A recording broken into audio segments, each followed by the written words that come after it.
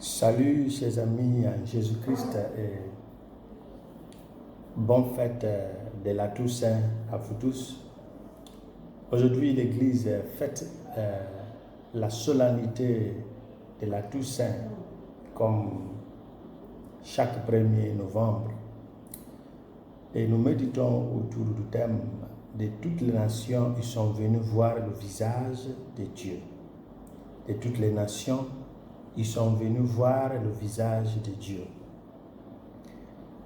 Et nous avons le livre de l'Apocalypse, c'est Jean chapitre 7, versets 2 à 4, 9 à 14. 1er Jean chapitre 3, verset 1 à 3, et l'évangile c'est le Saint Matthieu chapitre 5, verset 1 à 12. De toutes les nations, ils sont venus voir le visage de Dieu. Depuis le début du christianisme, les gens ont honoré les morts. Au 7e siècle, le pape Boniface IV a officiellement lancé ce qui allait être connu plus tard comme la Toussaint le 13 mai 609 après Jésus-Christ, lorsqu'il a consacré le Panthéon de Rome comme une église en l'honneur de la Vierge Marie et de tous les martyrs.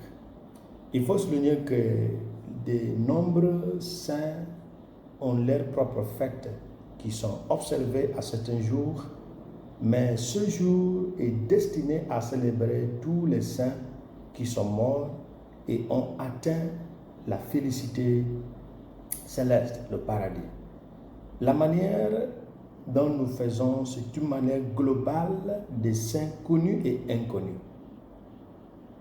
La première preuve de la date de la célébration du 1er novembre et de l'élargissement de la fête à tous les saints ainsi qu'à tous les martyrs remonte au règne du pape Grégoire III, 731 à 741. Qui a dédié une chapelle à Saint-Pierre à Rome le 1er novembre en l'honneur de tous les saints. Alors nous célébrons la solennité de tous les saints. Voici le peuple de ceux qui cherchent ta face, Seigneur, nous dit le psalmiste, pour nous donner un résumé simple de qui est fêté, pourquoi et comment. Voici le peuple de ceux qui cherchent ta face, Seigneur. Qui est fêté? L'homme au cœur pur, l'homme aux mains innocentes, qui ne livre pas son âme aux idoles. Comment les célèbre-t-on? Ils obtiennent du Seigneur la bénédiction et de Dieu son Sauveur la justice. C'est comment nous les célébrons. Ils obtiennent du Seigneur la bénédiction et de Dieu son Sauveur la justice. C'est pourquoi nous le célébrons. Et qui est célébré? L'homme au cœur pur, l'homme aux mains innocentes, qui ne livre pas son âme aux idoles. Il est à noter que la bénédiction des bénédictions est le salut éternel, dont le but ultime est de contempler le visage de Dieu, car nous le verrons tel qu'il est réellement. Alors que la contemplation du visage de Dieu est déjà un acquis pour l'Église triomphante, contempler la face de Dieu est à l'étape de l'espérance pour l'Église en marche, l'Église pèlerine. Ainsi Jean écrit, « Et quiconque met en lui une telle espérance seront purs comme lui-même est pur. » 1 Jean chapitre 3, verset 3. Et quiconque met en lui une telle espérance seront purs comme lui-même est pur. Donc la mise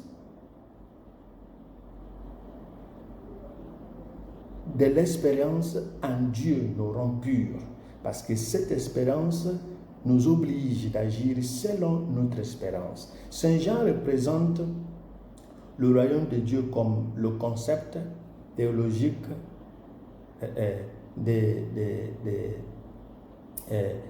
Gernardus Voss, dans son concept théologique de déjà là, mais pas encore, lorsqu'il dit, bien-aimés, dès maintenant, nous sommes enfants de Dieu, mais ce que nous serons n'est pas encore été manifesté. Alors, par l'inauguration du royaume de Dieu que Jésus lui-même a faite, nous sommes déjà dans le royaume de Dieu, le déjà là.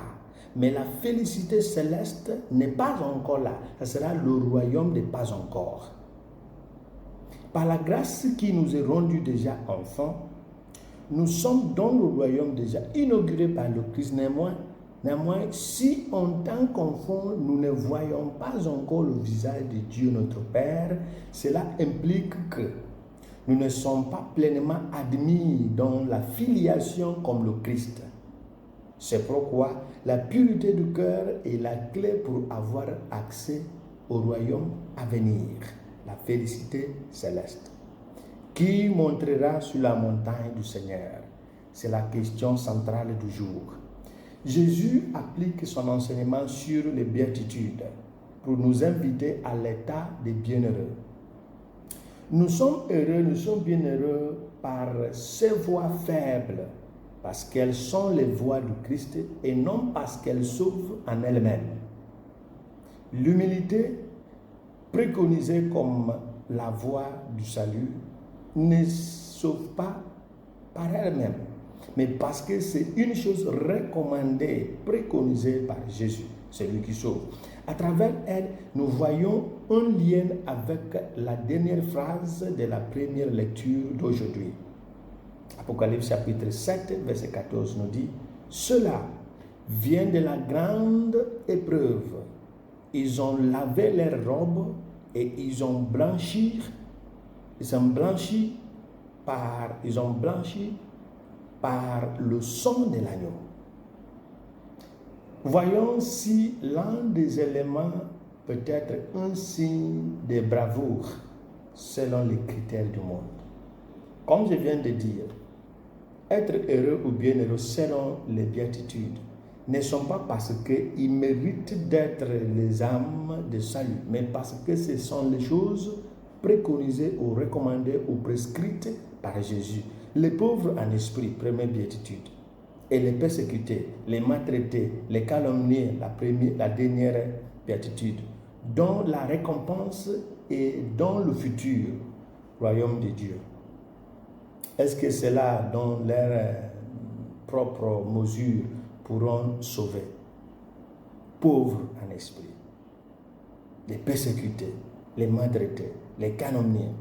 Mais ce sont les recommandations de Jésus. C'est pourquoi ils sont devenus la faiblesse qui rend fort. Les doux, par exemple, ils auront la terre en héritage. Dans ce monde où la puissance et le pouvoir est à la mode. La puissance et le pouvoir. Et comment les doux peuvent-ils facilement posséder cette terre ici et maintenant? Si nous allons mener des arguments autour de ces béatitudes, les doux, sur cette terre, des violences, comment ils pourront posséder cette terre? Ceux qui pleurent seront consolés plus tard, probablement au ciel. Ceux qui ont faim et soif de la justice seront satisfaits. Les miséricordieux obtiendront miséricorde. Plus tard, obtiendront. Le cœur pur verront Dieu. Les artisans de paix seront appelés fils de Dieu. Si nous regardons les béatitudes, nous voyons les voies de faiblesse. Mais que Jésus a décidé qu'elle soit la voie qui amène vers la célébration du jour. Voici ceux qui te cherchent, Seigneur. Ils ont lavé leurs robes par le sang de l'agneau. En cette solennité, chers frères et sœurs, quelques leçons sont à retenir. Le Christ a enseigné une idée radicale d'amour pour nos ennemis. Les saints nous montrent un exemple merveilleux de vivre la paix et la justice dans la société. Les œuvres de miséricorde nous donnent un cadre nous donne un cadre pour construire une société meilleure et traiter chacun comme nous traiterions le Christ lui-même. La communion des saints est la communauté des croyants au ciel, l'église triomphante. Au purgatoire, l'église souffrante. Et sur la terre, l'église pèlerine. Un saint est une personne sainte que l'église a officiellement reconnue comme ayant pratiqué une vertu héroïque et vécu une vie sainte et fidèle, digne d'être imitée et qui est au ciel avec Dieu. Nous sommes tous appelés à être des saints. Donc, ce sont les choses à retenir aujourd'hui. Nous parlons de la communion des saints parce qu'il y a 3 églises. Église triomphante, église souffrante, église pèlerine. Qui est saint? Nous ne célébrons pas les saints selon la théologie de Paul, où Paul s'adresse à tous les fidèles, tous les croyants comme les saints. Mais nous célébrons les saints déjà morts, qui ont vu le visage de Dieu, la félicité céleste.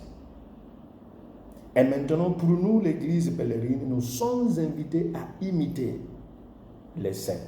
Et comme Saint Augustin nous dit que pourquoi nous ne devenions plus des saints comme avant, c'est parce que nous avons cessé de désirer la sainteté.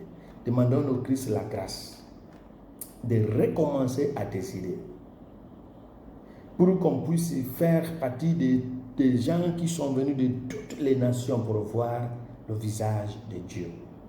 Que tous les saints et les saintes de Dieu, toutes les saintes, les martyrs, les bienheureux, les patriarches, prient pour nous afin que nous puissions marcher selon l'ordonnance de Christ pour qu'un jour nous voyions son visage tel qu'il est. Au nom du Père et du Fils et du Saint-Esprit. Amen. Bonne fête à vous tous.